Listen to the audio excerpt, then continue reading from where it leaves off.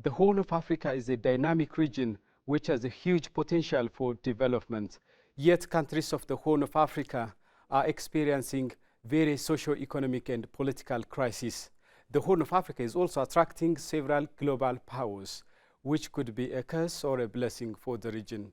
But how countries of the Horn of Africa can leverage the strategic significance, importance of the region for greater prosperity and cooperation.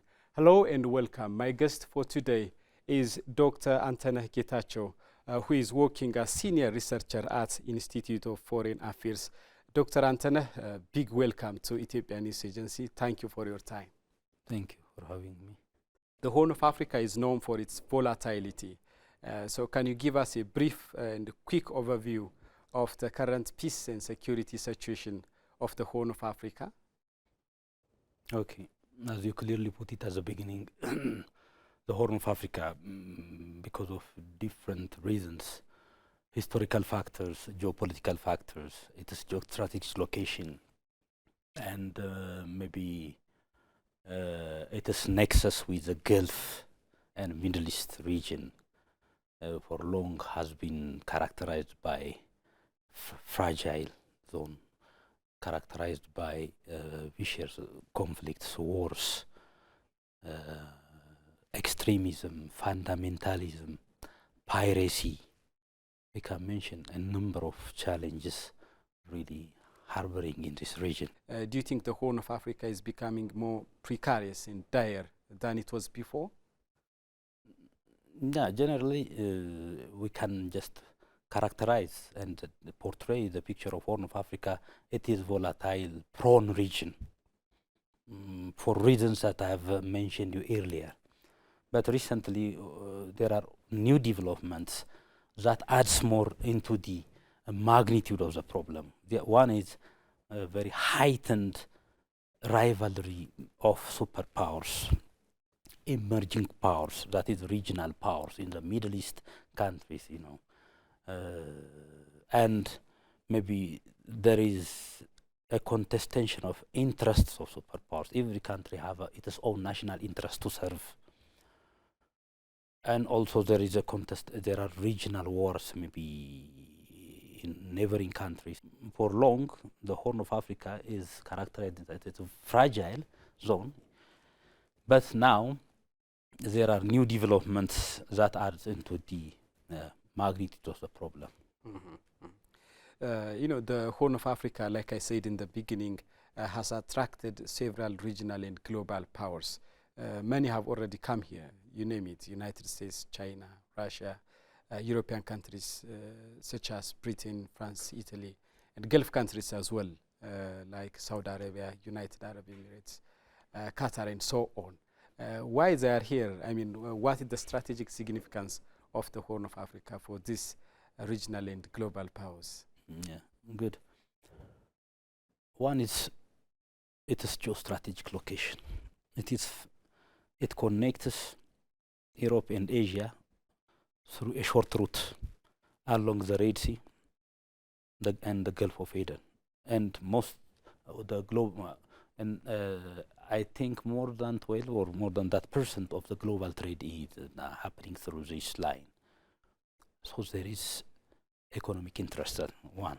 The other one, it is especially the West have high security interest to serve. So economic interest, security, the resource, there are resources. Because of these old factors, I think many powers targeted this area as a strategic location.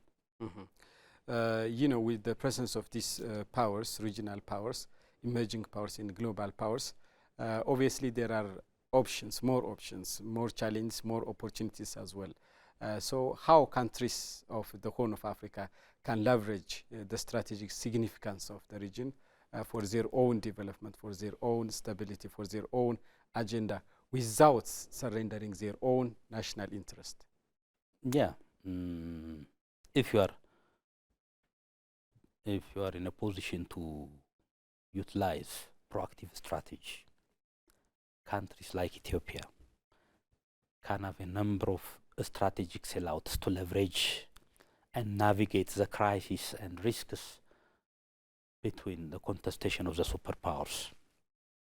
We do have a rich multilateral history in multilateral diplomacy.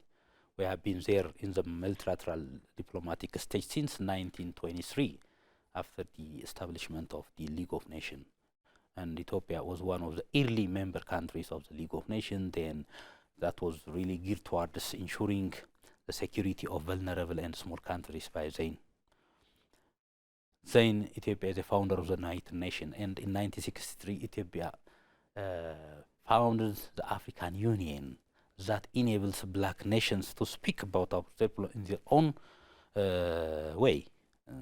So our multilateral diplomacy, even our bilateral diplomacy with many Asian countries, with European countries, including the US, is long standing there. Now it is the time. Now we are in the 21st century. We need to just rethink, and we need to shift the diplomatic course now. What comes to our front table in our diplomatic endeavor should be our economic diplomacy, trade diplomacy, commercial diplomacy. So we need to just strategize. These strategic sellouts should be sail out in the diplomatic matter at the global stage. At regional level, we can sail out. And as a part of Horn of Africa, Ethiopia also shares the opportunities and challenges within the Horn of Africa. Do you think Ethiopia is maintaining balanced foreign policy in the Horn of Africa? For instance, do you think Ethiopia is maintaining a good relationship with both China and United States? Sure. China is here. It is our always a strategic partnership with Ethiopia. We have reached, Ethiopia is the only country that reached to that level of partnership with China. Always a strategic partnership. At the same time, traditionally, we are known to be our strategic allies of the West, US and Europe, when it comes to especially to terms of preserving peace and security in the Horn of Africa. Ethiopia is there. And when it comes to just to the global terrain, Ethiopia has been there in the Korean War. Ethiopia has been there in Congo, in Liberia. We have already carried out successfully more than 11 missions. So we have a diplomatic leverage. We can bargain. We need to strategize. So we can work with the US, we can work with China, because the driver of Ethiopian foreign policy is based on our national interest. You know, Ethiopia is the most stable country in the most unstable region of the Horn of Africa.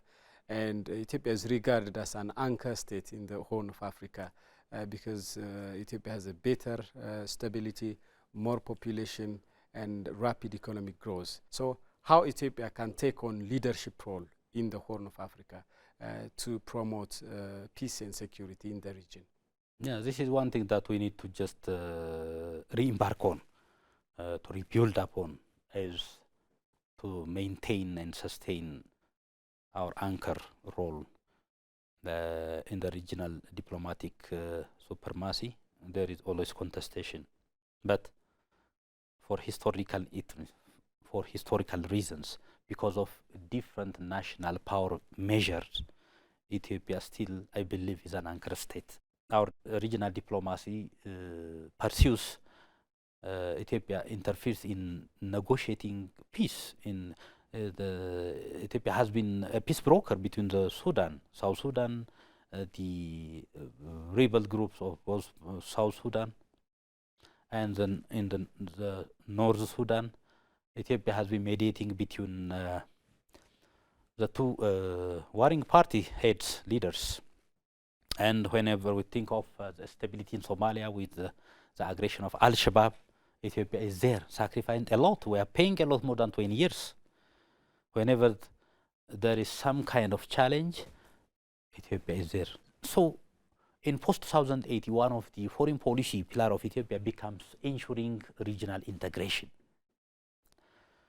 In terms of connectivity, with under the Belt and Road Initiative of China, Ethiopia really is working on connecting the region.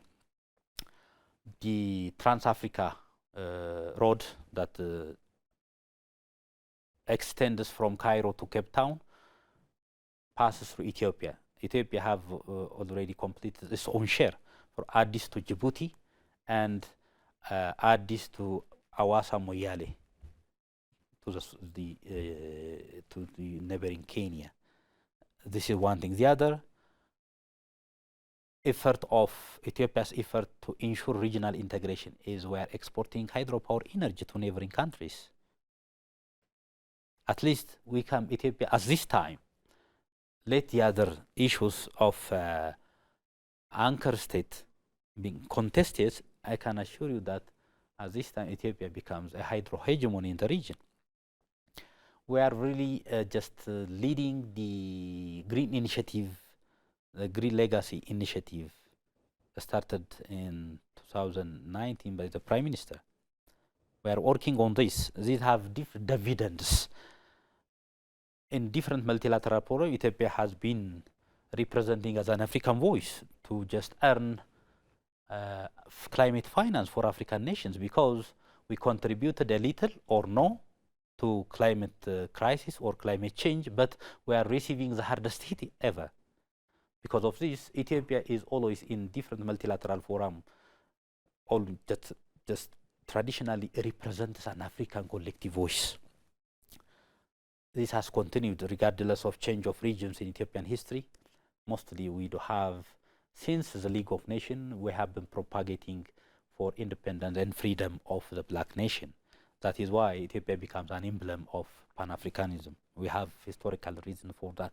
So we do have the capacity to revitalize and to reassure our regional diplomatic supremacy.